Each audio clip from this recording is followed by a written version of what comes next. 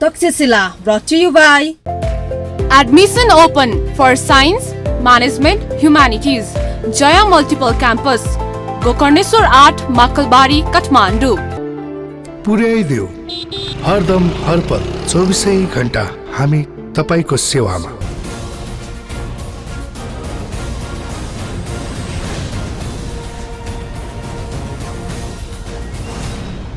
नमस्कार, तक्षशिलामा यहाँलाई हार्दिक स्वागत छ।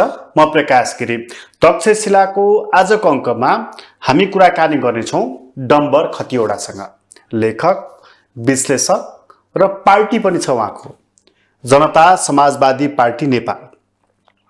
विभाजनको स्थिति हामीले देखि नै हाल्यौँ। प्रश्न छ, त्यहाँ विभाजन, विग्रह यी सब चिज देखिएको छ, तर अब के भन्ने प्रश्न चाहिँ गम्भीर रूपमा उठेको छ। अब के भन्ने प्रश्नको उत्तर हामी खोज्ने नै छौँ। सँगै डाक्टर बाबुराम भट्टराईसँग लागेर डम्बर खतिवडाले अबको राजनीतिक भविष्य कति सुरक्षित देखिराख्नु भएको छ, आज हामी त्यहाँ पनि चर्चा गर्नेछौँ। र मानिसहरूले एउटा सुपठित, एउटा राम्रो व्यक्तित्व भएको एउटा बौद्धिक व्यक्ति भनेर डाक्टर बाबुराम भट्टराईलाई चिनिराखेका छन्, तर राजनीतिमा उहाँ कति सफल कति असफल हो भने किन र के का कारणले, आजको हाम्रो बहस त्यहाँ पनि हुनेछ। तपाईँलाई स्वागत छ। धन्यवाद। तपाईँहरूको पार्टीमा विभाजन भएको त हामीले देख्यौँ। तपाईँहरू एकातिर, उपेन्द्र यादवहरू अर्कोतर्फ। कुरा आज अलिकति खरो नै, अलिक खस्रो गरौँ होला आज। हुन्छ। यो 3.5 वर्ष चान्चुन पनि नटिकिकन उपेन्द्र यादवसँग तपाईँहरूको सहकार्य जुन टुट्यो, यसको खास कारण चाहिँ के हो?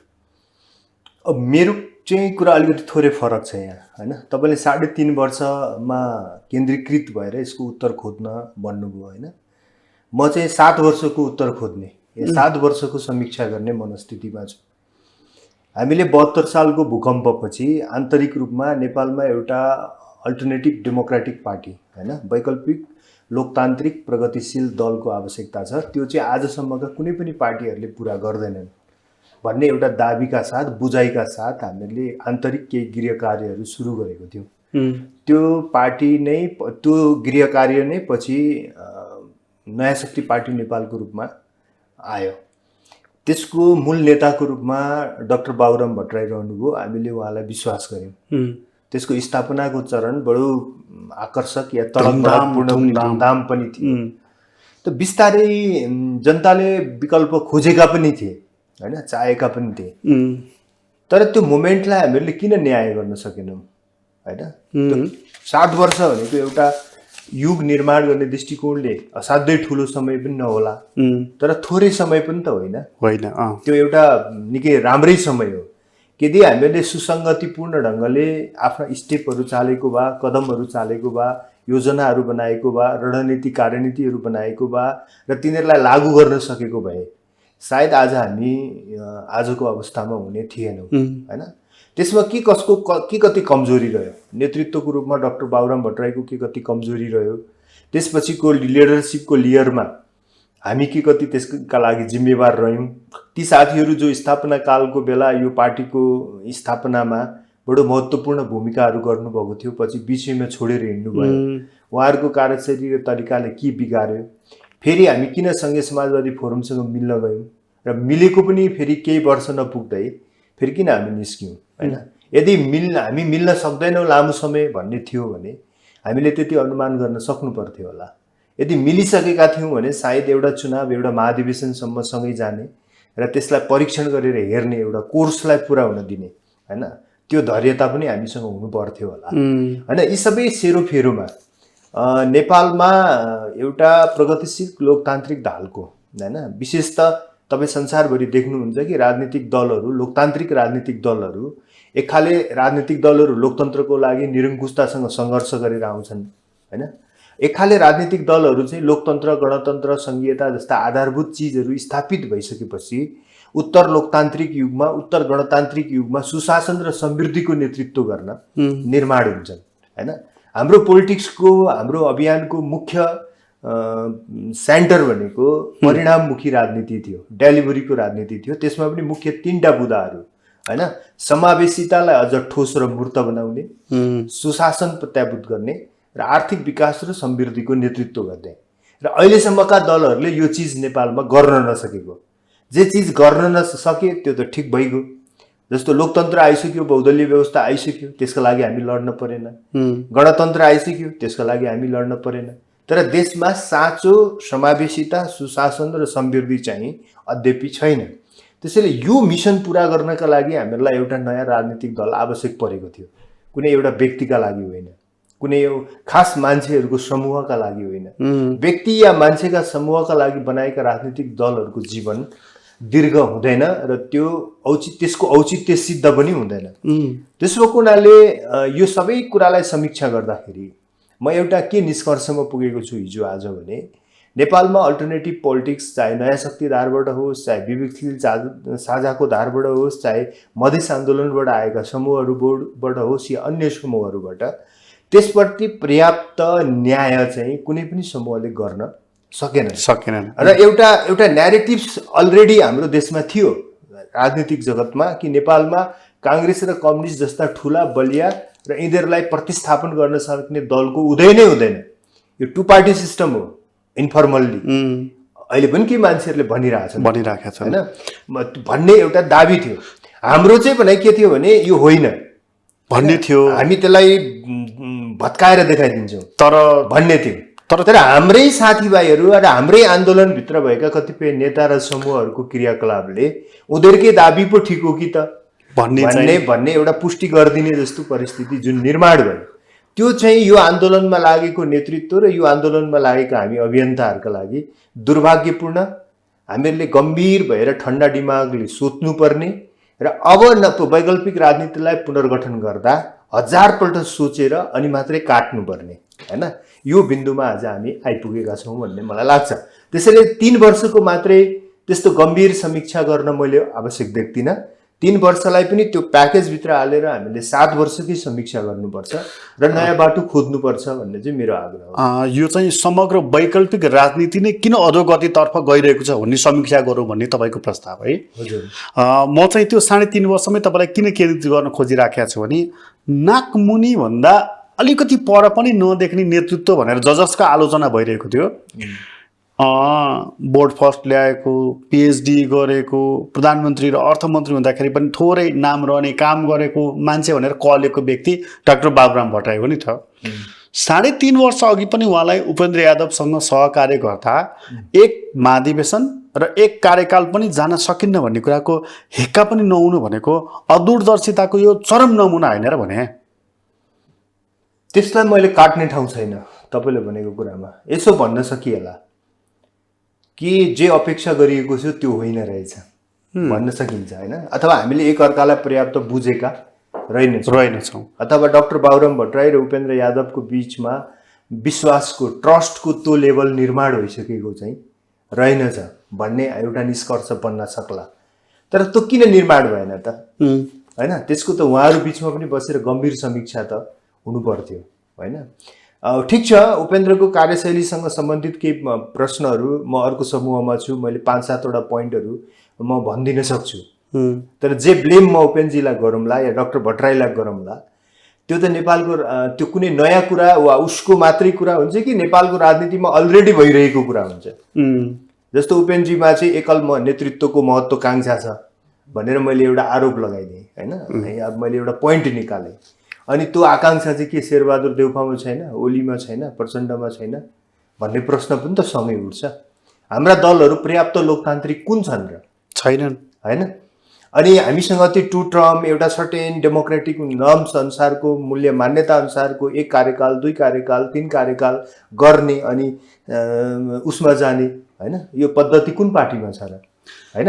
भए पनि अहिले काङ्ग्रेसको विधानमा छ। मतलब यसको मतलब चाहिँ डाक्टर भट्टराईले पनि धेरै सोच विचार गरिकन उपेन्द्र यादवसँग सहकार्य, पार्टी एकता गर्नुभयो होइन रहेछ भनेर आजको पोइन्टमा भन्नुपर्ने भयो। आजको पोइन्टमा आइपुग्दा मलाई के लाग्छ भने, त्यतिखेर हामी कन्भिन्स भएको पोइन्ट के थियो भने, नेपालमा एउटा वैकल्पिक लोकतान्त्रिक धारको दल चाहिँ चाहिन्छ, तर त्यसको निर्माण चाहिँ कसरी हुन्छ, त्यो बिल्कुल फ्रेस स्टार्टिङ गरेर नयाँबाट जिरोबाट शून्यबाट अगाडि बढाउँदै लाने हो कि त्यसमा चाहिँ परम्परागत भनेर हामीले क्याटेगोराइज गरिरहेका तीनटा दलहरू, तीनटा धारका दलहरू, विशेष गरी काङ्ग्रेस, कम्युनिस्ट र राजावादीहरू बाहेककाहरूलाई एक ठाउँमा ल्याएर बन्छ भन्ने दुईटा मोडालिटीको कुरा थियो।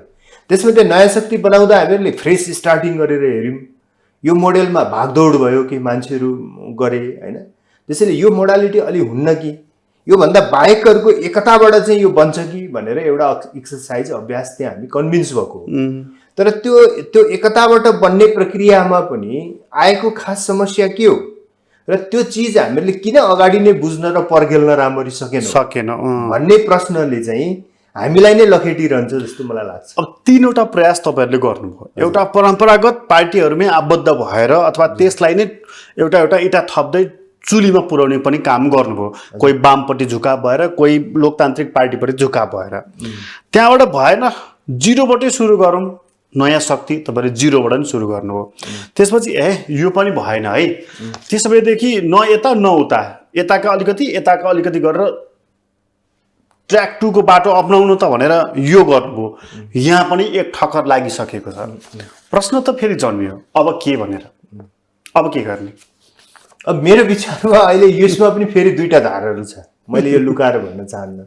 जुन पार्टी हामी अहिले जसपाबाट डाक्टर बाबुराम भट्टराईकोबाट निस्किएको समूह छ, यो पार्टी त बनिसकेको छैन। तर मैले के अब दर्शकहरूलाई यहाँहरूलाई लुकाउनु हुँदैन भने यहाँ पनि दुईटा चिन्तनहरू छ। एउटा चिन्तन कि नेपालमा अब नयाँ पार्टी बनाउन सकिँदैन, जुन अघि मैले भनेको थिएँ नि, नेपालमा काङ्ग्रेस र कम्युनिस्ट बाहेक चाहिँ अब बन्दैन। त्यसो हुनाले अब हामीले जिन्दगी किन खेर फाल्ने होइन, अब कतै फर्क्यौँ आफूलाई उचित हुने ठाउँमा भन्ने पनि केही साथीहरू चाहिँ हुनुहुन्छ होइन। एक सेकेन्ड तपाईँलाई रोक्यो, एकै सेकेन्ड दोस्रो पोइन्टमा जान अगाडि कतै फर्कौँ आफूलाई उचित हुने ठाउँमा तपाईँले प्रयोग गरेको वाक्य मैले दोहोऱ्याएर सोध्न चाहेँ। मानौँ तपाईँ कतै फर्कौँ भनेको एउटा आफ्नो पेसा व्यवसाय गरौँ होइन, म त लेख्न होइन राजनीतिक रूपमा व्यक्तिगत जीवन, म त लेख्ने पढ्न रुचाउने मान्छे त्यतातिर लागौँ, म त घुम्न रुचाउने मान्छे त्यतातिर, यो राजनीतिक रूपमा राजनीतिक रूपमा कतै फर्क्यौँ भन्दा त मूलत नेपालमा त दुई ठाउँमा न फर्किने, कि वामपट्टि काङ्ग्रेस हुने हुन् कि कम्युनिस्ट हुने हो, त्यहाँभन्दा त फर्किने ठाउँ छैन। ओके प्रोग्रेसिभ मान्छेहरू राप्रपामा जाँदैनन् होइन।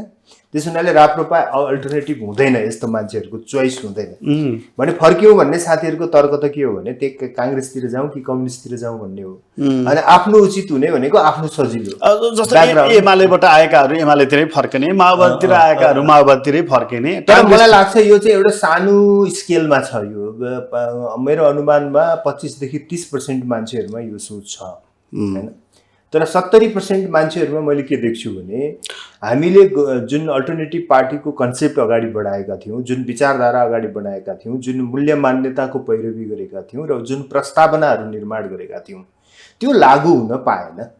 लागू नै नभई त्यो सफल भयो कि असफल भयो भनेर पुष्टि हुँदैन नि, पहिला प्र्याक्टिस गरेर हेर्नु पर्यो। भनेपछि दुईवटा पोइन्ट रह्यो, एउटा जो जता हो त्यतै फर्कौँ भन्नेहरू पनि छन् एउटा पोइन्ट, अर्को पोइन्ट चाहिँ होइन लागू नै भएको छैन, अझ अर्को नयाँ स्तरबाट यो 7 वर्षको अनुभवलाई एउटा सँगालेर यसको समीक्षा गरेर यसमा तपाईँको नयाँ स्तरबाट चाहिँ अल्टरनेटिभ पार्टीको अभ्यासलाई अगाडि बढाउनु पर्छ भन्ने हो। र मेरो चाहिँ मत यो, तपाईँको मत चाहिँ यो दोस्रो चाहिँ अझै पुगेको छैन, पुगेको छैन। मलाई त अल्टरनेटिभ पोलिटिक्सको दितै मर्या छैन। हेर्नुहोस्, व्यक्तिगत रूपमा भन्नुहुन्छ होइन, यो हल्ला चाहिँ भयो होइन, लेखहरू लेखिए, अन्तर्वार्ताहरू गरिए होइन, यो अल्टरनेटिभ पार्टी हो भनेर दाबी गरिए। तर एक्चुअली अल्टरनेटिभ पार्टीले गर्नुपर्ने प्र्याक्टिस के हो त भन्ने प्र्याक्टिस त भएन। अल्टरनेटिभ पार्टी यसरी जहाँ पाइला टेक्छन् त्यही चिप्लिरहनुको कारण चाहिँ के? मलाई लाग्छ यहाँ एउटा कतै एउटा अन्तर्विरोध, ऐतिहासिक अन्तर्विरोध होइन, हिस्टोरिकल कन्ट्राडिक्सन निर्माण भयो कि प्याराडक्स निर्माण भयो कि कस्तो भने डाक्टर भट्टराई माओवादी आन्दोलनबाट आउनुभयो, उहाँ नयाँ शक्ति पार्टी निर्माण गर्ने बेलातिर आइपुग्दा 60 क्रस गरिसक्नु भएको थियो होइन, करिब 63 वर्षको हुनुहुन्थ्यो। उहाँलाई त समाजले त पूर्व माओवादी कम्युनिस्ट भनेर चिन्यो नि त हो होइन। फेरि उहाँ एउटा नयाँ आन्दोलनमा आउनुभयो, एउटा आन्दोलनबाट निर्माण भइसकेको व्यक्तित्व होइन अर्को आन्दोलनको लागि उत्तिकै सहज र स्वीकार्य हुन सक्छ कि सक्दैन? यो भट्टराईको प्रश्न होइन, भट्टराई माथिको प्रश्न होइन, यो इतिहास माथिको प्रश्न हो र यो संसारको सबै देशको पोलिटिक्समा गरिने कुरा हो। जेनरली नयाँ मुभमेन्टमा आउँदाखेरि मान्छेहरू कि त नयाँ मान्छेहरूले त्यसको लिड गर्छन् कि त अलिक युवा उमेरमै पुराना विचारहरू छोडेका मानिसहरूले त्यसको लिड गर्न सक्ने रहेछन्। ए भनेको मुभमेन्ट तपाईँ नयाँ चलाइराख्नु भएको छ भने लिडर पनि नयाँ खोज्छ, थोरै नयाँ खोज्दो रहेछ नि त होइन। पुरानो लिडरले के गरेको हो भन्ने एउटा आशंका उत्पन्न हुँदो रहेछ जनतामा। यतिका वर्ष यो मान्छेले यो कुरा भन्यो, यतिका वर्ष मान्छेले यो कुरा लेख्यो बोल्यो, आज जीवनको उत्तरार्धमा आएर यो कुरा भनिरहेछ भने यसको सङ्गति के हो त? यसको बिलिफ सिस्टम के हो? अथवा यसको भनौँ न यसको भित्र के छ त? यसको भित्र के छ त? उसको मूल्य प्रणाली के हो त? उसको मूल्य मान्यताहरू के हो त? होइन, उसको बिलिफ सिस्टम के हो त? यो प्रश्न त आउने रहेछ होइन। भनेको यही प्रश्न डाक्टर भट्टराई माथि पनि आयो। एक दोस्रो कुरा के भयो भने ल ठिक छ, त्यो मान्छेले आफूलाई पुनर्जन्म गर्यो। फिनिक्स पक्षीको एउटा कथा छ नि, फिनिक्स भन्ने एउटा चरा हुन्छ, उसले बुढो भएपछि आफ्नै टाउकोमा आफै आगो लगाउँछ, मर्छ होइन।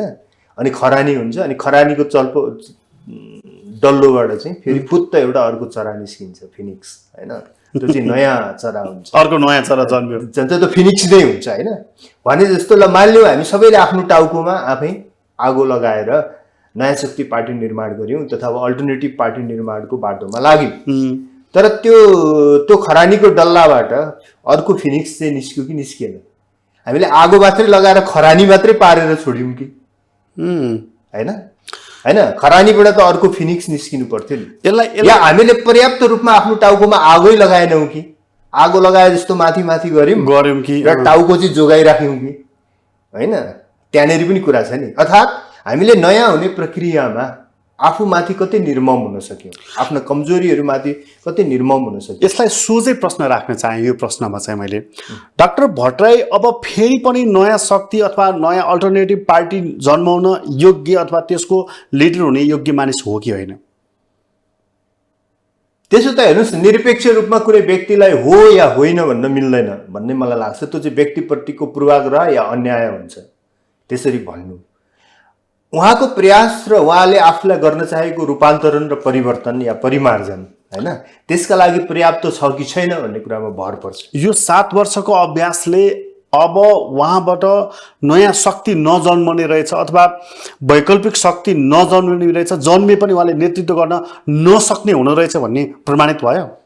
उहाँ यो आन्दोलनको लागि अहिले पनि आवश्यक छ भन्ने मलाई लाग्छ, तर मूल त्यो कार्यकारीका रूपमा होइन कि भन्ने चाहिँ मलाई लाग्न थालेको छ। अभिभावकको रूपमा, अभिभावकको रूपमा होइन, एउटा आइडियोलगको रूपमा, संरक्षकको रूपमा होइन, पोलिटिकल क्याम्पेनरको रूपमा होइन।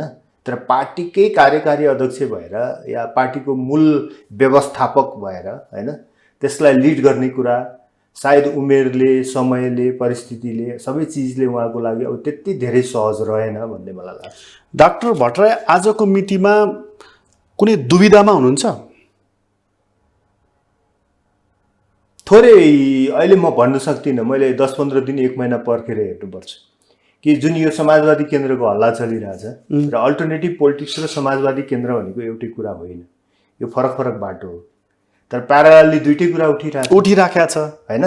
एक खाले साथीहरू भनिरहनु भएको छ हामी त्यहीँ छौँ, हामी अल्टरनेटिभ पोलिटिक्समा फर्कौँ र नयाँ शक्ति पार्टी स्थापना गरेका आधारभूत मूल्य मान्यताहरूलाई पुनर्जागृत गरौँ भनेर भनिरहेछौँ। एक खाले साथीहरू त्यहीँ हुनुहुन्छ, समाजवादी केन्द्रको लागि चाहिँ होमवर्क गर्दैछौँ भन्नुहुन्छ। यो दुईटा बाटोको क्लियर कट नछुट्युन्जेलसम्म चाहिँ डाक्टर भट्टराई कुन बाटोमा लाग्नुहुन्छ भन्ने चाहिँ म अहिले भन्न सक्दिनँ। उहाँको दुईटा बोली म तपाईँलाई सुनाउन चाहन्छु, त्यसपछि चर्चा गरौँ। उहाँले एक ठाउँ के भन्नुभयो, अब हाम्रो पुस्ता कार्यकारी पदमा बस्नु हुँदैन, उहाँले एक ठाउँ भन्नुभयो।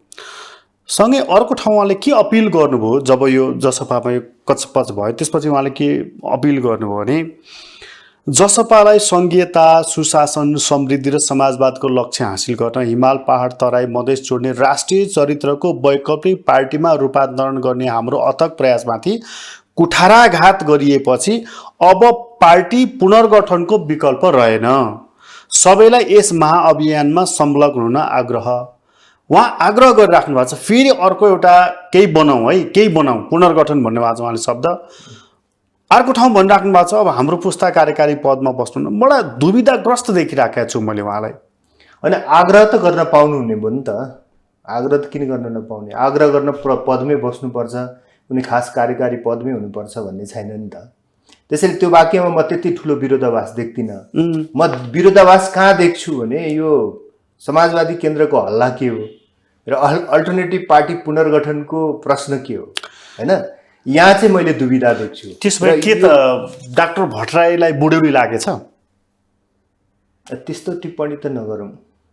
कतिपय मान्छेले के पनि टिप्पणी गरे मैले देखेँ भन्दाखेरि, तपाईँले यो टिप्पणी नगरौँ भन्दाखेरि अब उहाँको काम लेख्ने पढ्ने शान्त भाव भएर बस्ने यो हो उहाँको, अब यो राजनीति साजनीति होइन भनेर टिप्पणी गरेको देखेँ मैले। मलाई के लाग्छ भने उहाँले जे चिजहरू उठाउनु भयो नयाँ शक्ति पार्टी निर्माण, माओवादी आन्दोलनको उहाँको भिन्नै च्याप्टर छ, म त्यता गइनँ। नयाँ शक्ति पार्टी निर्माणको 7 वर्ष यता उहाँले जे चिजहरू उठाउनु भयो त्यो मुद्दा, त्यो एजेन्डा, त्यो विचार अहिले पनि नेपालको आवश्यकता हो। त्यही चिज नभएर नै नेपाल नबनेको हो मेरो व्यक्तिगत विश्वासमा भन्नुहुन्छ भने। यदि डाक्टर भट्टराईले उठाएको नयाँ शक्ति पार्टी हुँदै उठाएको जस्तो विचार, एजेन्डा, सिद्धान्त, मूल्य, मान्यता, प्रणाली, संस्थागत प्रक्रिया, नेतृत्व प्रणाली भएको पार्टी यो देशमा हुन्थ्यो भने यो देशको राजनीतिक हाइट, आर्थिक विकास र गभर्नेन्सको क्वालिटी, शासन प्रशासनको गुणस्तर चाहिँ धेरै माथि गइसक्थ्यो। तर दुर्भाग्य के हो भने उहाँसँग पार्टी छैन, होइन? पार्टी यदि पार्टी छैन, यदि हामीले उहाँलाई यो शासकीय स्वरूप र निर्वाचन प्रणालीले पनि फेभर गरेन। यदि हामी प्रत्यक्ष निर्वाचित राष्ट्रपतीय प्रणालीमा हुन्थ्यौँ भने उहाँ डाइरेक्टली देशभरिको जनताको भोटबाट जितेर आएर प्रधानमन्त्री भएर देश बनाएर देखाउनु पनि हुन्थ्यो होला भन्ने मलाई विश्वास लाग्छ। भनेको तर हामी त संसदीय प्रणालीमा छौँ। भनेको डाक्टर भट्टराईको व्यक्तित्व सुहाउँदो प्रणाली भएन। उहाँको युगको एउटा ठुलो विरोधाभास यो पनि हो नेपालमा कि उहाँ चाहिँ प्रत्यक्ष निर्वाचित राष्ट्रपतीय प्रणाली भएको देशको नेता हुनु पर्थ्यो, अमेरिकाको जस्तो, होइन? त्यो देशमा भए सायद उहाँ आफ्नो पपुलारिटी र पर्फर्मेन्सबाट अहिले मेयरमा हर्क र बालेनहरू आए जस्तो, होइन, देशको राष्ट्रपति भएर आउनुहुन्थ्यो होला, होइन? उहाँले आफ्नो डेलिभरीबाट, शासन प्रशासनको गुणस्तर र आर्थिक विकासबाट उहाँले आफ्नो शासनको औचित्य र वैधतालाई सिद्ध गर्नुहुन्थ्यो होला। तर हामी त संसदीय प्रणाली भएको देशमा छौँ। हो, यो स्थानीय चुनावले तपाईँ अहिले हर्क बालेनहरू आए भनेर हामी भन्छौँ, त्यहाँ त डाइरेक्ट डेमोक्रेसी थिएन न आए। अब प्रदेश र सङ्घमा त डाइरेक्ट डेमोक्रेसी छैन। यो त पार्टी प्रणालीमा हामी आधारित हुनुपर्छ, होइन? पार्टी प्रणालीमा पनि फेरि हेर्नुहोस्, डाइरेक्ट डेमोक्रेसीको केही सेमी प्र्याक्टिसेसहरू, अर्ध अभ्यासहरू गर्न सकिने गुन्जाइस हुन्छ। जस्तो कि तपाईँको इन्डियामा तपाईँले गत चुनाव, पन्जाबको चुनावलाई हेर्नुभयो भने त्यहाँ भगवन्त मानलाई आम आदमी पार्टीले अगाडि नै मुख्यमन्त्री घोषणा गरिसकेको थियो नि। त्यहाँ एमएलएहरू को उठे, को उम्मेदवार थिए भन्ने पनि जनतालाई मतलब थिएन। हामीले कुचोमा भोट हाल्नुपर्छ, कुचोको बटन दबायो भने भगवन्त मान हाम्रो मुख्यमन्त्री हुन्छ भन्ने मात्रै मान्छेको माइन्ड सेट थियो नि। अब हाम्रो पार्टीहरूले त डाइरेक्ट डेमोक्रेसी गर्न सकिने जति अभ्यास पनि गरिरहेको छैनन्। भनेपछि डाक्टर भट्टराईको लागि सुहाउँदो शासकीय स्वरूप भनेको कि प्रत्यक्ष निर्वाचित राष्ट्रपति हो कि प्रत्यक्ष निर्वाचित प्रधानमन्त्री हुनु पर्थ्यो होला, कार्यकारी प्रमुख। त्यसो भएको है उहाँ जुन अर्थमन्त्रीको रूपमा जुन पपुलर हुनुभएको थियो नि एकपल्ट, त्यो फेजमा उहाँ चाहिँ राष्ट्रपति भएर आउन सक्नुहुन्थ्यो होला। तर अब त अहिले त अब के भयो भने उहाँलाई त यो संसदीय प्रणालीले त, संसदीय प्रणालीमा त बलियो पार्टी चाहिन्छ, व्यक्ति बलियो भएर हुँदैन, व्यक्ति बलियो र पपुलर भएर हुँदैन, होइन? अब उहाँको पार्टी त बलियो भएन नि त, यो त स्वीकार गर्नु पर्यो उहाँले पनि, हामी सबैले, कि नयाँ शक्ति पार्टी कुन लेभलको पार्टी भयो त? एक्लै त्यो पनि उहाँले मात्रै जित्ने भन्ने पार्टीले त, त्यसले त देशको प्रधानमन्त्री दिएर बाबुरामले प्रधानमन्त्री भएर अनि शासन प्रशासन र आर्थिक विकासमा योगदान गर्नुहुन्छ भन्ने त मान्छेमा विश्वास त पलाउने भएन, होइन? त्यसैले यो पनि एउटा ठुलो समस्या चाहिँ हो। भनेको राजनीतिक भविष्य सुरक्षित गर्नको लागि डाक्टर भट्टराईलाई केन्द्रित भएर कुरा गर्ने हो भने कि शासकीय स्वरूप बदल्नु पर्यो उहाँको लागि, हो कि उहाँ बलियो पार्टी उहाँको हातमा हुनु पर्यो? त्यो दुइटा भन्दा त अरू के उपाय छ? र दुवै चिज अहिले छैन, उहाँसँग दुइटै चिज छैन अहिले। अब न बलियो पार्टी छ, न उहाँको फेभरको शासकीय स्वरूप छ। अब उहाँसँग के विकल्प रह्यो? यो नयाँ आन्दोलनलाई योगदान गर्ने, संरक्षक भएर, मार्गदर्शक भएर, आइडियोलग भएर जुन मुभमेन्ट उहाँले जीवनको उत्तरार्धमा सुरु गर्नुभयो त्यो मुभमेन्टलाई हेल्प गर्नु, त्यो मुभमेन्टमा नयाँ प्रतिभाहरू जन्माउनु, त्यो मुभमेन्टमा आइरहेका नयाँ प्रतिभाहरूलाई संरक्षण दिनु, प्रोत्साहन दिनु। मलाई लाग्छ उहाँको राजनीतिक जीवनको, बाँकी राजनीतिक जीवनको सार्थकता त्यसैमा हुन्छ। अब त्यो भनेको चाहिँ समाजवादी केन्द्र निर्माण गर्नु हो? होइन, अल्टरनेटिभ पोलिटिक्सलाई साथ दिनु। समाजवादी केन्द्र चाहिँ समाजवादी केन्द्र कन्सेप्चुअल्ली नराम्रो कुरा होइन, तर जुन समाजवादी केन्द्रको अहिले अभ्यास गर्न खोजिँदैछ त्यो चाहिँ एक प्रकारको रामनामी वर्गको मात्रै हो होइन। त्यहाँ कम्युनिस्ट पार्टीहरू केही छन् तर तिनीहरूले न मार्क्सवाद लेनिनवाद माओवाद छोड्छन्, न हँसे हँसौदार छोड्छन्, न लाल सलाम भन्न छोड्छन्, न उठ जागा ए भोका नाङ्गा भन्न छोड्छन् होइन, न आफ्नो आर्थिक नीति परिवर्तन गर्छन्, न जनवादी केन्द्रीयता परिवर्तन गर्छन् होइन। उनीहरू कम्युनिस्ट पार्टीको जुन माइन्डसेटबाट आएका छन्, ती कम्युनिस्ट पार्टीको माइन्डसेट भएका मान्छेहरूले पहिला त के स्वीकार गर्नु पर्यो यदि समाजवादी केन्द्र बनाउने हो भने कम्युनिजम र सोसलिजम, साम्यवाद र समाजवाद भनेको फरक विचारधारा हो भन्ने स्वीकार गर्नु पर्यो होइन। र साम्यवादलाई छोडिदिनु पर्यो र समाजवादलाई पक्ड्नु पर्यो होइन। उहाँहरू त समाजवाद र साम्यवाद फरक विचारधारा हो भन्ने नै स्वीकार गर्नुहुन्न। उहाँहरू त समाजवाद भन्ने विचारधारा यो सृष्टिमा छ, राजनीति शास्त्रमा छ भन्ने नै स्वीकार गर्नुहुन्न। समाजवादलाई त उहाँहरू साम्यवादको एउटा चरण या खुड्किला हो मात्रै मान्नुहुन्छ, एउटा स्वतन्त्र र मौलिक विचारधारा मान्नुहुन्न। भने उहाँहरूले कस्तो समाजवादी केन्द्र बनाउनुहुन्छ? यदि समाजवादी केन्द्र बनाउन उहाँहरू इमान्दार हुनुहुन्छ भने पहिलो शर्त हो उहाँहरूले साम्यवादी विचारधारा परित्याग गर्नुपर्छ, जस्तो डाक्टर भट्टराईले गर्नुभयो। एक नम्बर कुरा।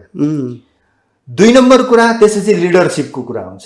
तपाईँ समाजवादी केन्द्र बनाउने अनि तपाईँ नाम जोड्दै जानुहोस्। अब प्रचण्ड, माधव नेपाल, झनानाथ, वामदेव, महरा यस्तो मोडेलको नारायण काजी, यसले अहिलेको युवा पुस्तालाई कुनै आकर्षण गर्छ, कुनै अपिल गर्छ कि झन् फ्रस्ट्रेट गर्छ? मलाई लाग्छ झन् फ्रस्ट्रेट गर्छ। त्यो त समाजवादी केन्द्र होइन, वृद्धाश्रम केन्द्र हुन्छ त्यो होइन। त्यसले कुनै एपिलिङ गर्दैन र यो अहिलेको नेपालको जुन युवा पुस्ताको आकाङ्क्षा र नयाँ अर्थतन्त्र र सुशासन सम्बन्धी जे प्रब्लमहरू हो त्यसलाई हल गर्न सक्ने त्योसँग कुनै भिजन योजना हुन्छ? त्यसले कहीँ सम्बोधन गर्दैन। दोस्रो कुरा।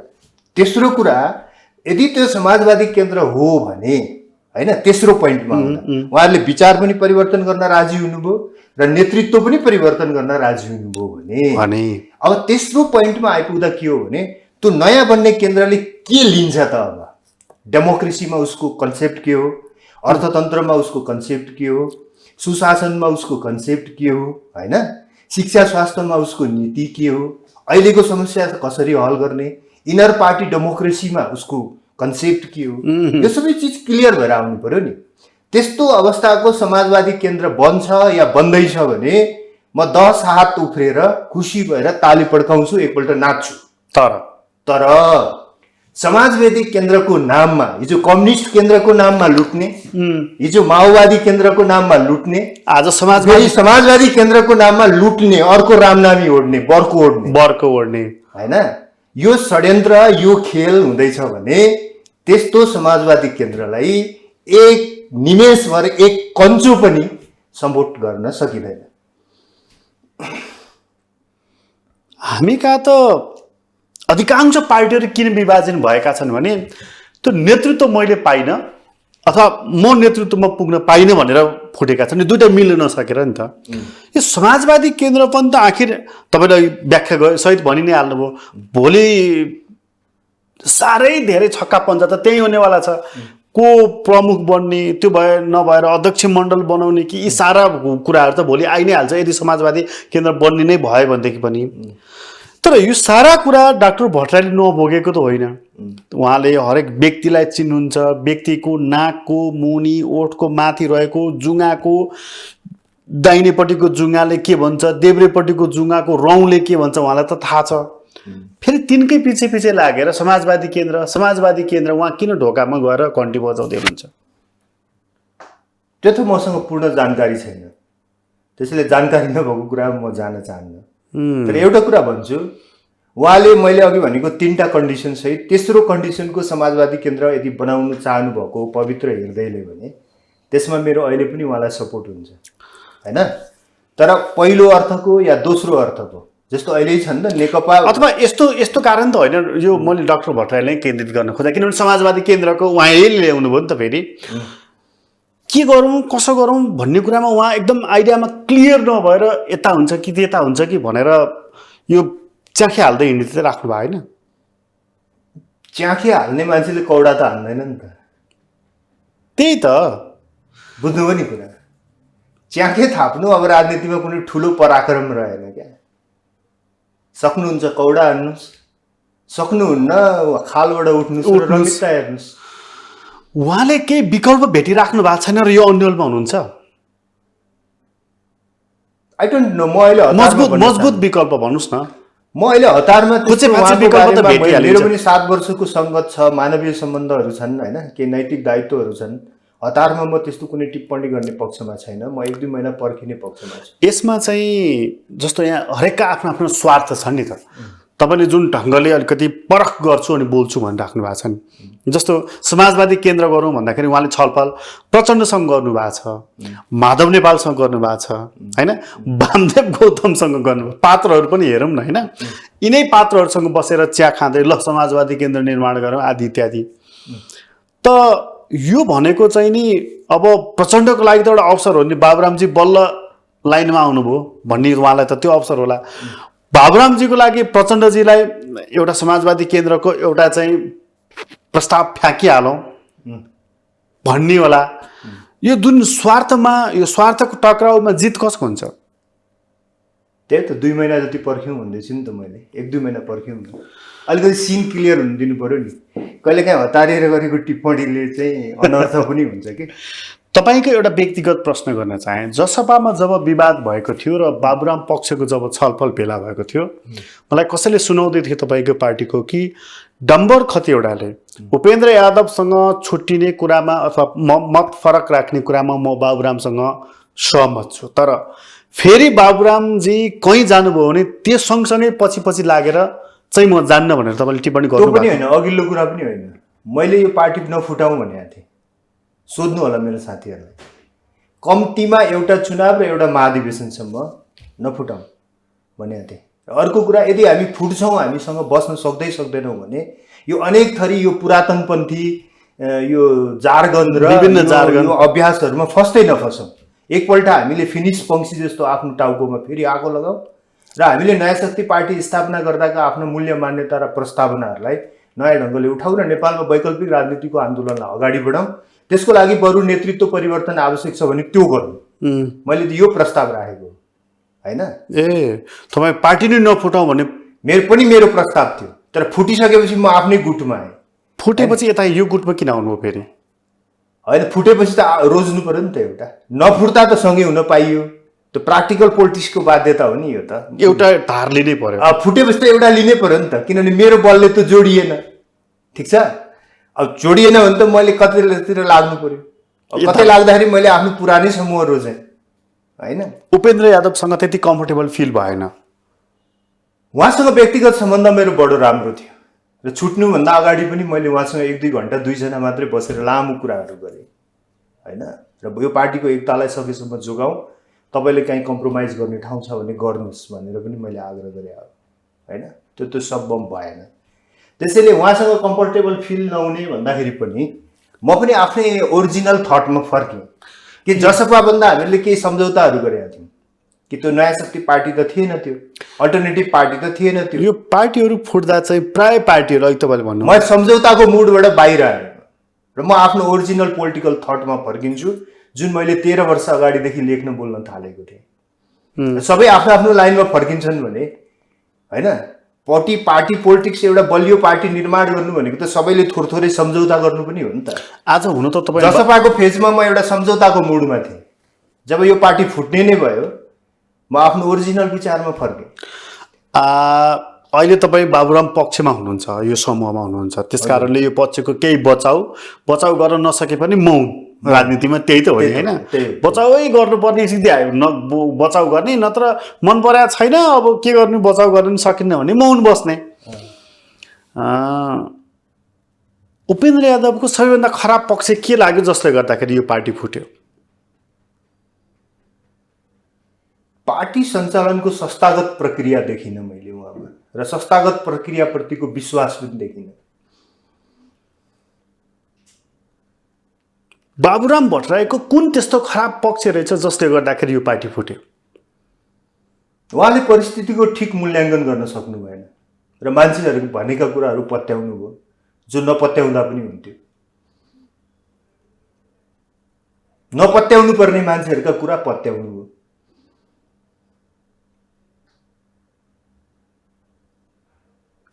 बाबुराम भट्टराईले आफूलाई नेता ठान्नुहुन्छ कि सेलिब्रिटी मान्नुहुन्छ? त्यो त मलाई थाहा छैन। तपाईँलाई उहाँ नेता बढी लाग्छ कि एउटा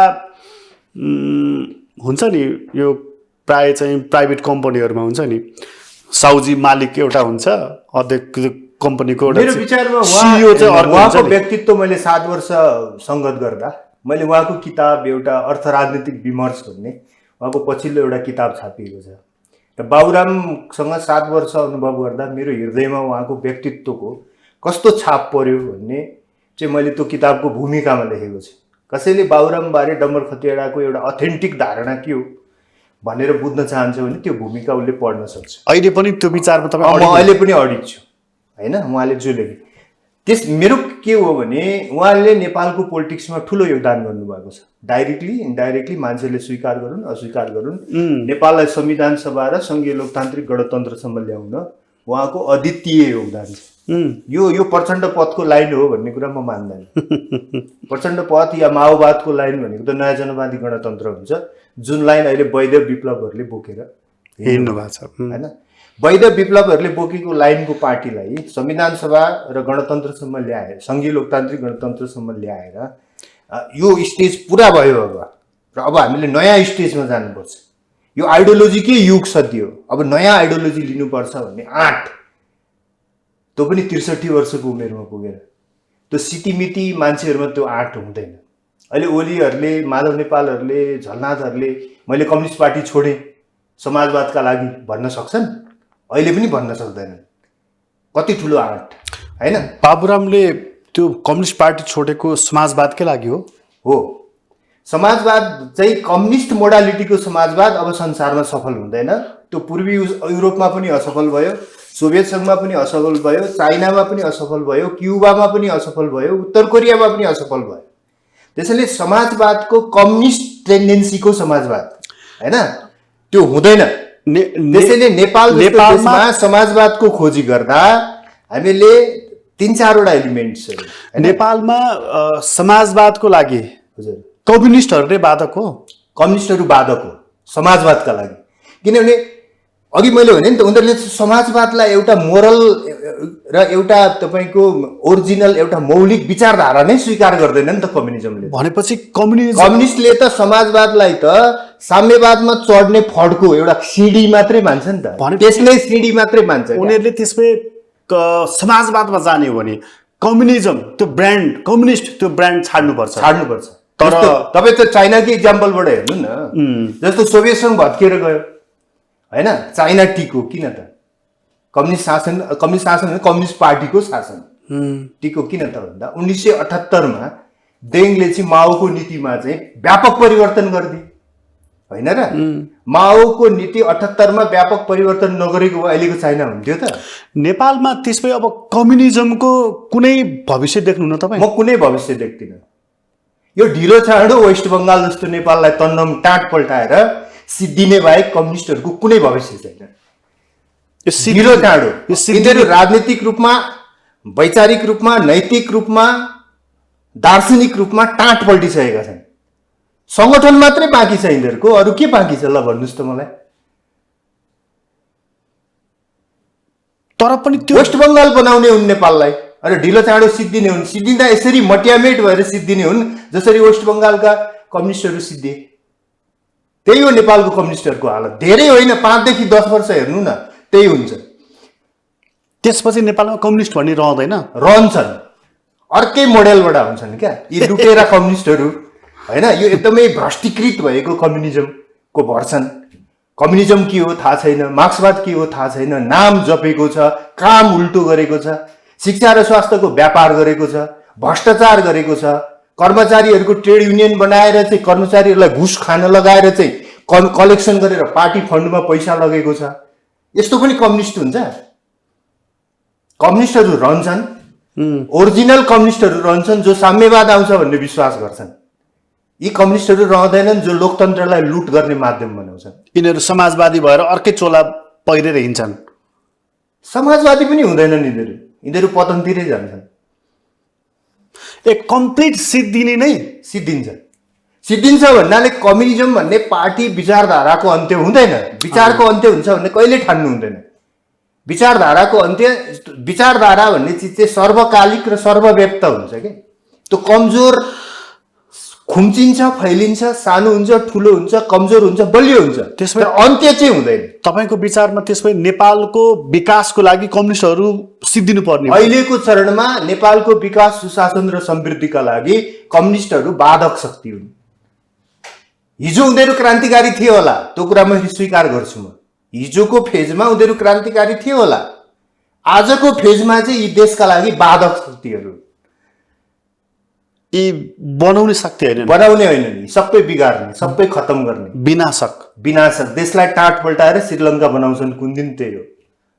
यसको अर्थ काङ्ग्रेस धेरै राम्रो भन्ने होइन, फेरि यो भ्रम नपर्नु फेरि होइन। यसको अर्थ यो लाग्छ कि ए काङ्ग्रेस चाहिँ भयङ्कर राम्रो भनेर। त्यो पनि होइन। काङ्ग्रेस राम्रो हुन्थ्यो त हामी काङ्ग्रेसलाई काँध थापेर हिँडिहाल्थ्यौँ। काङ्ग्रेस र कम्युनिस्ट भनेको नेपालमा एउटै सिक्काको दुईटा पाटा जस्तो बन्यो। कुनै समय यिनीहरू विरोधी विचार थिए, कुनै समय पुँजीवाद र साम्यवादको बिचमा ठुलो वैचारिक सङ्घर्ष थियो। अहिले आएर नेपालमा पुँजीवाद र साम्यवाद, काङ्ग्रेस र कम्युनिस्ट बिचको वैचारिक सङ्घर्षको अन्त्य भयो र यिनीहरू एउटै सिक्काका दुई पाटा जस्ता, गाईकी त्रिशूल जस्ता बन्न पुगे होइन। जसको त्यो जोइन्ट एक्जिस्टेन्सले नेपाललाई अल्प विकास, गरिबी, कुशासन, भ्रष्टाचारमा राखिरहेको छ। यो तपाईँको विचारमा चाहिँ नेपालका काङ्ग्रेस र कम्युनिस्ट यी दुवै पार्टीहरू यी विरोध गर्न, सङ्घर्ष गर्न, ढुङ्गा हान्न जन्मेका पार्टी हुन्, बनाउनको लागि जन्मेका पार्टी होइनन्? होइन, बनाउन त बनाउने पनि भनेर जन्मेका हुन्, धेरै पूर्वग्राही पनि हुनु हुँदैन। तर एउटा यस्तो फेज आयो सृष्टिमा, यो समाजमा, यो हाम्रो इतिहासको विकासक्रम यसरी आयो कि यिनीहरूको ज्ञान, चेतना, बुद्धि, विवेक, भिजन, दृष्टिकोणबाट चाहिँ देश नबन्ने भयो। त्यो सबै त्यो पुगो एउटा हुन्छ नि, एउटा त्यो स्याचुरेसन, गतिरोध होइन, त्यो एउटा गतिरोधमा आइपुग्यो के। त्यो त्यहाँभन्दा अगाडिको भविष्य उनीहरूले देखेन। अब यति नै हो भनेर यहीँभित्र उनीहरू रमाउने, यही आहालमा डुबुल्की मार्ने, यहीँभित्र चाहिँ लुट्ने, यहीँभित्र आफ्नो एक्जिस्टेन्सलाई जोगाएर राख्ने। त्यसो भए यो देश बनाउँछ कसले? वैकल्पिक नयाँ लोकतान्त्रिक शक्ति चाहिन्छ भनेर मैले त्यसै भने हो। त्यो वैकल्पिक लोकतान्त्रिक शक्ति बनाउँछ चाहिँ कसले? तपाईँ हामीले, नेपाली जनताले, आवश्यकताले, युवा पुस्ताले बनाउँदै चाहिँ पनि युवा पुस्ताले। यसको स्पेस बोलिरहेछ अहिले हेर्नुहोस्। यो एउटा कुरा मान्छेहरूले खेलाची ठानिरहेछन्, तर म बडो गम्भीरताका साथ भन्छु, मान्छेहरू पहिला नेपालमा काङ्ग्रेस, कम्युनिस्ट, राजावादी र मधेसवादी भन्दा बाहिर भोट हाल्दैनथे, हो कि होइन? 4 वटा मात्रै पोलिटिकल स्पेस र टेन्डेन्सी छ भन्ने बुझिन्थ्यो नि नेपालमा। अहिले तपाईँले त्यस्ता भोटरहरू पर्याप्त देख्नुहुन्छ, भेट्नुहुन्छ, पाउनुहुन्छ, जसले बालनलाई भोट हाल्छ, हर्कलाई भोट हाल्छ, काङ्ग्रेसलाई छोडिदिन्छ, कम्युनिस्टलाई छोडिदिन्छ, बिना हिचक एउटै चुनाव चिन्ह फेरेर भोट हाल्छ, एउटै चुनावमा व्यक्ति हेरेर फरक फरक चिन्हमा भोट हाल्छ, एउटै ब्यालेटमा। त्यस्तो जनमत जुन निर्माण भइरहेको छ, यही जनमतले बनाउँछ नेपालमा वैकल्पिक शक्ति। हिजोको जस्तो म 7 पुस्ते काङ्ग्रेस, 7 पुस्ते कम्युनिस्ट भन्ने, अब म रुख जिन्दगीमा छोड्दिनँ, म सूर्य जिन्दगीमा छोड्दिनँ, म हँसे हँस्दा एउटा जिन्दगीमा छोड्दिनँ। अब यस्तो भोटर्स छैन नि। यो भोटर्सको तागतले नेपालको लोकतन्त्रलाई नयाँ आकार दिन्छ भन्ने मेरो विश्वास हो। वैकल्पिक शक्ति बन्छ नबनी यो देशै बन्दैन। सिम्पल इक्जाम्पल भन्नु न त, इन्डियामा आप नआएको भएदेखि 7 स्टार होटल जस्तो सरकारी स्कुल हुन्थ्यो हजुर? कसरी भयो त त्यो? किन भयो त त्यो? जे चिज इतिहासले माग्छ, समयले माग्छ, त्यो त नआइकन हुँदैन त। हामी कहाँ पनि समयले मागेको त्यही नै हो, मागेको छ। तर अझै यसको वैकल्पिक शक्तिको भोक यो नेताहरूलाई लागेको छ कि जनतालाई? तर जनताले पाइरहेको छैन क्या। उनीहरू भोक चाहिँ लागेको छ। सुन्नु न, भोक लाग्दैमा खान पाइन्छ भन्ने भएन नि उनीहरू त। काङ्ग्रेस कम्युनिस्टदेखि वाक्क दिक्क प्याक्क वाक्क भइसक्यो। दिक्क ब्याक्क भएको छन् भोटर्स। म त गाउँ गाउँ डुलेर देशको विभिन्न भागमा पुगेर अनेक ढङ्गले स्याम्पलिङ गरिरहेको हुन्छु। विकल्प पाएका छैन। विकल्प पाएको छैन मान्छेले। काङ्ग्रेस कम्युनिस्टलाई कहाँ खुसीले भोट हालिरहेछन् मान्छेहरू। भरपर्दो भोट हाल्ने तिनै मान्छेले के गर्नु भने मरन यिनै हुन्। अब कोही त छैन कसलाई दिने। तिमीहरू नयाँ गर्छु भन्नेहरूले पनि गर्न सकेनौ। नयाँ गर्छु भन्नेहरूमा पनि त्यो इमान्दारिता र चाहिँ लगनशीलता देखिएन होइन। तिमीहरू राम्रो गर न अनि भोट दिउन भने अनि पत्याउँला। अहिले त छँदै छैन त कसलाई दिने। भोक लागेपछि त जे अगाडि छ त्यही खानु पर्यो नि त। भनेपछि 84 व्यञ्जन खोजेर त पाइएन नि। भनेपछि तपाईँ अझै एक चरण एउटा वैकल्पिक शक्ति निर्माणको लागि कसेर लाग्नुहुन्छ। म त एक चरण होइन, म होल जिन्दगी लाग्छु। म सफल हुन्छु असफल हुन्छु, मेरो पर्सनल लाइफमा मलाई कुनै टेन्सन छैन। मलाई त सोचिरहेको थिएँ तपाईँ अब एउटा दिक्क भएर यत्तिकै छोडिदिन्छु अब म लेखपढतिर लाग्छु भन्नुहुन्छ होला भनेर। लेखपढ त मेरो पर्सनल लाइफको चाहिँ तपाईँको त्यो एउटा आदत जस्तो हो होइन। म 20 वर्षदेखि, तपाईँले एउटा इन्ट्रेस्टिङ कुरा भन्नु, म करिब 22 वर्षदेखि कन्टिन्यू विकली कलम लेखिरहेको छु। अधिकांश हप्ता पनि नछुटाइकन, कहिले काहीँ बाहेक। त्यो मेरो भिन्नै सोख हो, मेरो भिन्नै मेहनतको कुरा हो होइन। त्यसमा के छ र। तर राजनीति लेख्ने कुराले मेरो मिसनलाई रोक्दैन नि, त्यो त बरु सहायक हुन्छ। अबको तपाईँको मिसन भनेको वैकल्पिक शक्ति, त्यो पनि भरपर्दो होइन। वैकल्पिक शक्ति मात्रै भएर फेरि गफमा मुखमा वैकल्पिक वैकल्पिक वैकल्पिक भन्ने होइन, प्र्याक्टिसबाट आफूलाई सो गर्नु, त्यस्तो शक्ति निर्माण गर्नतिर लाग्छु म चाहिँ। मेरो शुभकामना छ तपाईँलाई। हस्, धन्यवाद। आदरणीय दर्शकवृन्द, तपाईँलाई पनि धन्यवाद। आज हामीले कुराकानी गऱ्यौँ डम्बर खतिवडासँग। उहाँसँगको कुराकानी अहिलेलाई यति नै। तक्षशिलाबाट म प्रकाश गिरीलाई बिदा दिनुहोस्। ग्लोबल टेलिभिजन हेर्दै गर्नुहोला। नमस्कार।